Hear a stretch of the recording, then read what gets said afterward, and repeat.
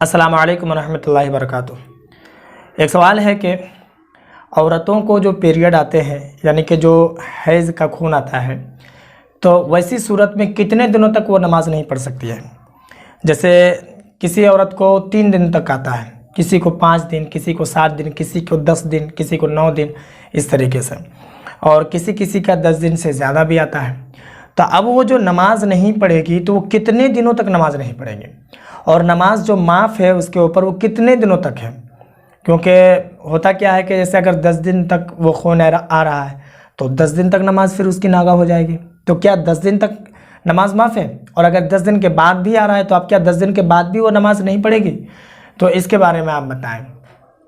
तो इसके बारे में आपको बताता हूँ कि इसका क्या मामला है। देखिए, सबसे पहली बात तो आप ये जान लीजिए कि पीरियड के जो वक्त है, जो टाइमिंग है उसकी जो इद्दत है, वो कम से कम 3 दिन और 3 रात है, ठीक है। और ज़्यादा से ज़्यादा जो उसकी मुद्दत है वो 10 दिन और 10 रात है। अब रहा मसला ये कि अब नमाज जो हम नहीं पढ़ेंगे तो 10 दिन तक नहीं पढ़ेंगे या फिर 3 ही दिन तक नहीं पढ़ेंगे।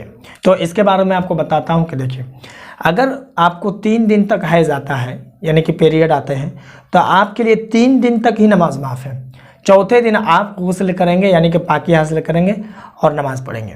और अगर आपको 5 दिन तक आता है तो फिर आप 5 ही दिन के बाद गुस्ल करेंगे और आप नमाज़ पढ़ेंगे। अगर आपको 9 दिन तक आता है, 10 दिन तक आता है, यानी जितने दिन तक आता है उतने ही दिन तक आप नमाज नहीं पढ़ेंगे, उसके बाद नमाज पढ़ेंगे। अब यहाँ पर एक और मसला है कि अब पता कैसे चलेगा कि 7 दिन आ रहा है या 6 ही दिन आ रहा है। हो सकता है कि उसके 2 दिन बाद भी आ जाए। ऐसा भी होता है, जैसे एक दिन पहला दिन जो होता है वो ज़्यादा आता है, दूसरा दिन फिर थोड़ा ज़्यादा या फिर थोड़ा कम आता है। इस तरीके से होते होते वो कमता चला जाता है। फिर 3 दिन के बाद देखा जाए चौथा दिन में आता ही नहीं है, अगर ज़रा सा आया तो आया वरना नहीं। फिर 5वें दिन देखा जाए कि आ गया, तो अब क्या होगा। तो मैं आपको बताऊं कि जैसे 5 दिन आपका आया तो आपके पिछले महीने आप देखेंगे, यानी कि पिछले महीना, उसके पिछले महीना आप देखेंगे कि वो कितने दिन तक था।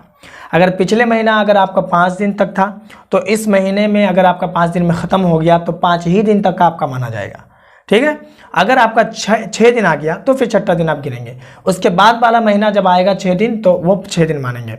और अगर 5 दिन आया तो 1 दिन आप और इंतज़ार करेंगे, क्योंकि पिछले महीना आपका 6 दिन आया था। ये बात समझ में आ गई। अब रहा मसला ये कि 10 दिन के बाद भी अगर खून आता है तो आप क्या करेंगे।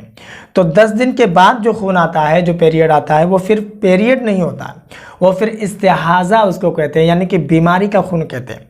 और वैसी सूरत में आप नमाज पढ़ेंगे, कुरान शरीफ भी पढ़ सकते हैं, ठीक है। क्योंकि हैज़ की जो मुद्दत है, पीरियड के जो वक्त है, वो कम से कम 3 दिन और 3 रात, ज़्यादा से ज़्यादा 10 दिन और 10 रात।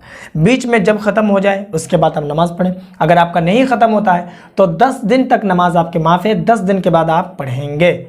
10 दिन के बाद वो चाहे 11वां दिन हो, 12वां दिन हो या 13 दिन, 14 दिन, 5 जितना भी आ जाए वो आप नमाज़ पढ़ेंगे। हाँ, अब ये मामला है कि नमाज कैसे पढ़ेंगे।